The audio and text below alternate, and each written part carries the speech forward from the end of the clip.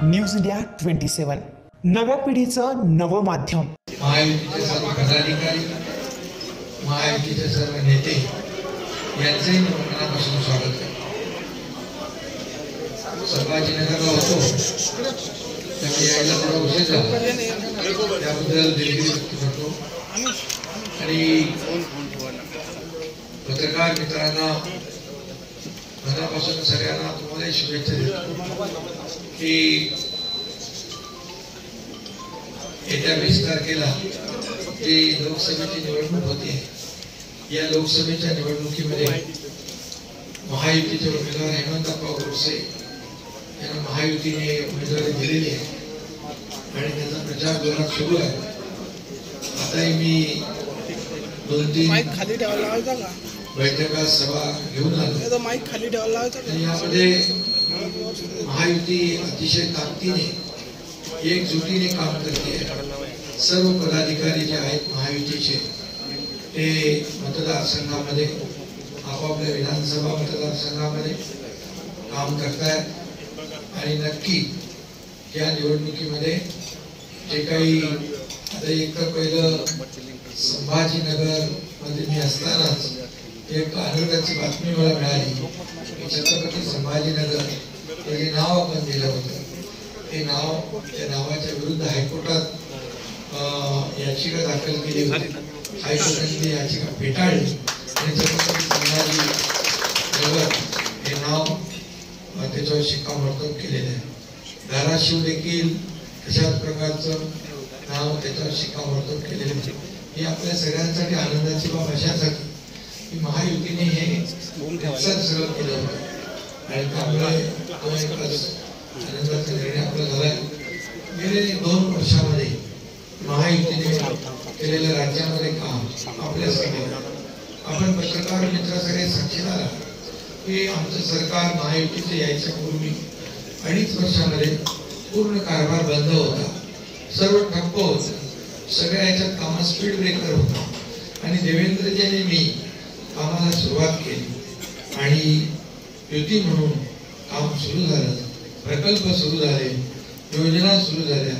नंतर अजितदादा यांनी मोदीजींच्या नेतृत्वावर विकासावर विश्वास ठेवून या राज्यामध्ये जे काही विकासाचं पर्व सुरू झालं, कारण तेही पूर्वीच्या सरकारमध्ये होते, मी होतो, पण तेव्हाचा कारभार त्यांनाही माहीत होता, मलाही माहीत होता आणि हा जो काही आपला राज्याचा कारभार, राज्याचा विकास, राज्यामध्ये शेतकऱ्यांसाठी, कष्टकऱ्यांसाठी, कामगारांसाठी, महिलांसाठी, तरुणांसाठी, ज्येष्ठांसाठी जे निर्णय आपण घेतले, सिंचनासाठी जे निर्णय घेतले ते आतापर्यंतच्या इतिहासामध्ये एवढे निर्णय कधी झाले नव्हते आणि म्हणून अजितदादांनी देखील आपल्या सरकारला पाठिंबा दिला। हे सरकार अधिक मजबूत झालं। पहिलं सरकार स्थापन झालं तेव्हा एका महिन्यात सरकार पडेल, मग दुसऱ्या महिन्यात पडेल, तिसऱ्या महिन्यात पडेल असं रोज नाही, परंतु सरकार अधिक मजबूत होत गेलं। आता 200 आमदारांचं सरकार आहे आणि सरकार अधिक मजबूत होत गेले।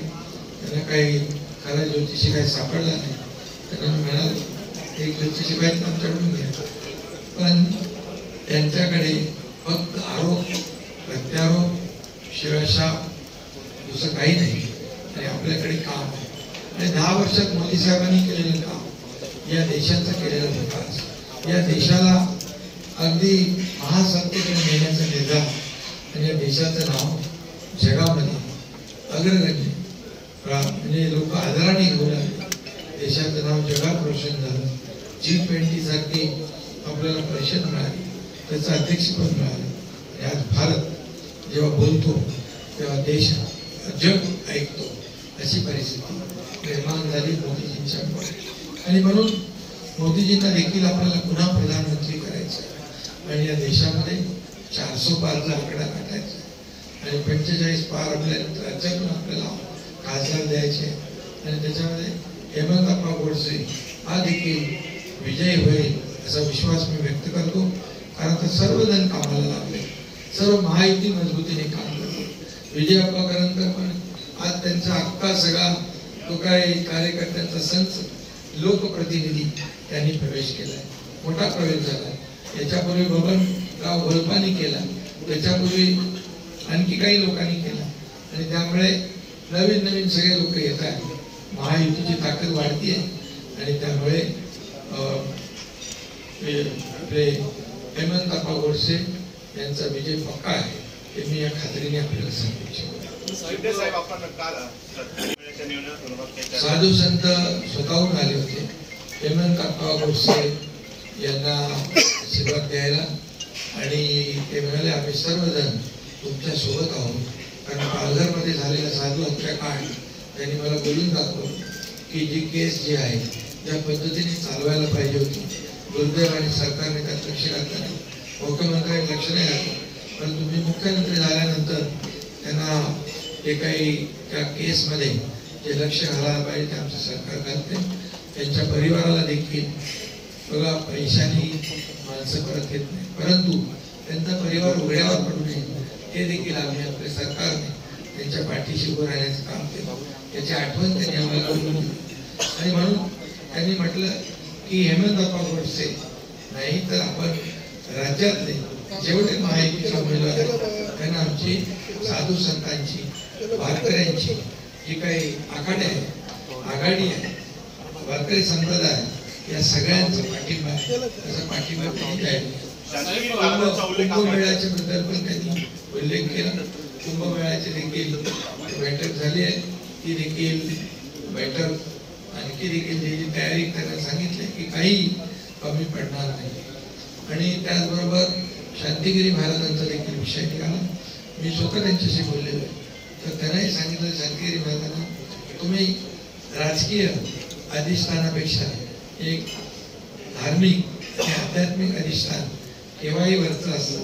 त्यांनी राजकीय कार्यकर्त्यांना आशीर्वाद देण्याच्या भूमिकेत असलं पाहिजे आणि ते म्हणाले तुमचा प्रस्ताव आम्ही आमच्या लोकांना समोर मांडतो.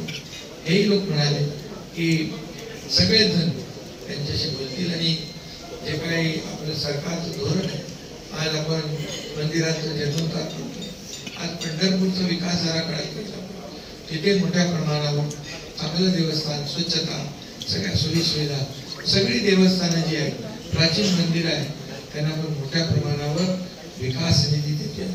त्यामुळे गडकोट किल्ले छत्रपती शिवाजी महाराजांनी बांधले, त्याचा जीर्णोद्धार हेही काम आम्ही हाती घेतलं. त्यामुळे ते खूप खुश होते आणि त्यांनी देखील जाहीर पाठिंबा या ठिकाणी दिलेला. चाललं आपलं काम करायला, आपलं दुकान उघडलं, ऑफिस चालू, असं नाही. आमचं माहिती 24 तास काम चालू, निवडणूक असू द्या नसू द्या, त्यामुळे आम्हाला ते काय साहेब तुम्ही आता भाषणाच्या दरम्यान उल्लेख केला कर्नाटकमध्ये नाशिकच्या जागेवर महायुतीचे जे घटक पक्ष आहेत दादा असंच बोलताना नाशिकच्या जागेवरती दावा केला होता. आता या सगळ्यांचं मनोमिलन झालेलं आहे. मी सगळ्यांची स्वतः बोललेलो आहे. जोपर्यंत तिकीट आणि उमेदवारी मिळत नाही तोपर्यंत हे सगळं असतं. तिकीट मिळालं, उमेदवारी मिळाली की सगळे जोमाने काम करतात. आणि सगळ्यात महत्त्वाचं म्हणजे आम्ही ठरवलेलं आहे की पुन्हा एकदा मोदी सरकार आम्हाला आणायचं आहे. त्यामुळे या देशाचा विकास करायचा असेल तर मोदी साहेबांशिवाय पर्याय नाही हे सगळ्यांना माहिती आहे. आणि त्यामुळे ही सीट जी आहे ही चांगल्या वर्गाचं मताधिकारी साहेब तुम्ही आता उल्लेख केला सांगितलं, त्यांना विनंती आम्ही केलेली आहे आणि मला वाटतं विभाजन होणार नाही आणि हेमंत गोडसे विजयी होतील असा विश्वास देखील व्यक्त करतो. कारण आज जे महाविकास आघाडीचा पक्ष लढतोय, महाविकास आघाडीच्या पक्षाने जे काम केलंय, घरात बसले, फेसबुक लाईव्ह केलंय, ते सगळ्यांना माहिती आहे. त्यामुळे काम करणाऱ्यांच्या मागे लोक जातील का घरी बसलेल्याच्या लोक मागे जातील. त्यामुळे मतदार शून्य आहे, त्याला डेव्हलपमेंट पाहिजे. आम्ही विकासाच्या अजेंड्यालाच आम्ही प्राधान्य देतो आणि म्हणून विकासाचा अजेंडा घेऊन आम्ही निवडणूक. साहेब तुम्ही आता उल्लेख केला कर्नाटकमध्ये नाथ ऑपरेशन होणार आहे, नेमकं ते काय ऑपरेशन आहे? काय ऑपरेशन आहे? तुम्ही भाषणामध्ये सांगितलं की विजयकरांसर माझ्या संपर्कात होते, कदाचित तुमच्या संपर्कात असल्यामुळे उमेदवार ठरलेला असताना जो काही गोंधळ झाला उमेदवारी जाहीर करण्यासाठी समोरच्या पक्षाला उमेदवाराला प्रचाराला जास्त वेळ मिळाला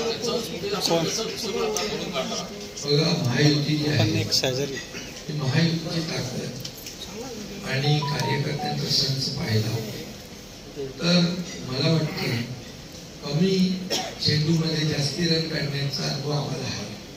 आणि तुम्हाला एक सांगतो की लोकांची साथ आहे, लोकांनी ठरवलंय. आणि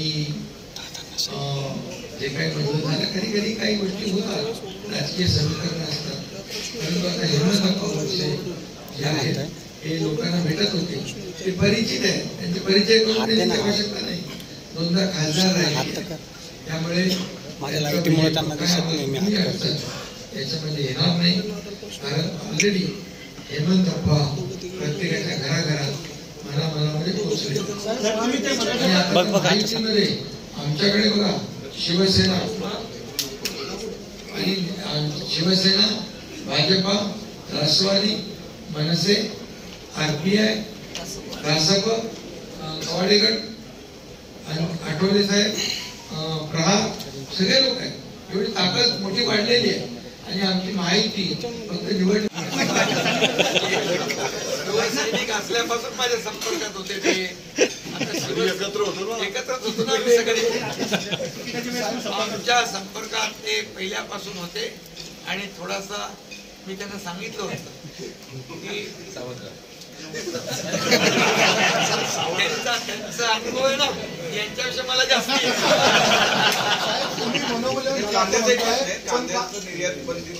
ते उठवलंय. आता तो दिला ते निघेल क्लिअर. मनोमिलन झालं असं आपण म्हणतोय, पण कालच आपल्या आमदारांनी आंदोलनामध्ये स्पष्ट राष्ट्रवादीवर आरोप केला की दिंडोरीमध्ये राष्ट्रवादी शरदचंद्र पवार गटाचा प्रचार करतो. तुम्ही याच्याकडे कसं बघा? दिंडोरी, हो, दिंडोरी लोकसभेमध्ये पण आम्ही भारतीताई पवार यांना निवडून आणणार. तिकडे पण आमचे सर्व कार्यकर्ते जोमाने काम करणार. काय असतं, एखादा कार्यकर्ता कोण म्हटलं, कोण पक्ष म्हटलं असं होतं का? त्यामुळे इथे जिथे अशा पद्धतीचं आहे कार्यकर्ते, आणि कुठे आम्हाला जेव्हा जेव्हा कळतंय बा हा कार्यकर्त्याला आपल्याला समजायला पाहिजे, त्या पक्षाचा कार्यकर्ता राष्ट्रवादीचा असेल, अजितदादा त्याला समजावं, शिवसेनेचा असेल तर मी करतोय, भारतीय जनता पक्षाच्या देवेंद्रजी करताय. त्यामुळे तुम्हाला मी सांगतो की महायुती एकदम मजबूत आहे. काही तिथे कोणाला शिरायला वाव नाहीये, त्यांच्यासारखं आमचं नाही. गळ्यात गळा आणि पायात पाय, एकाच ठिकाणी 2-2 उमेदवार उभे राहतात आमच्याकडे.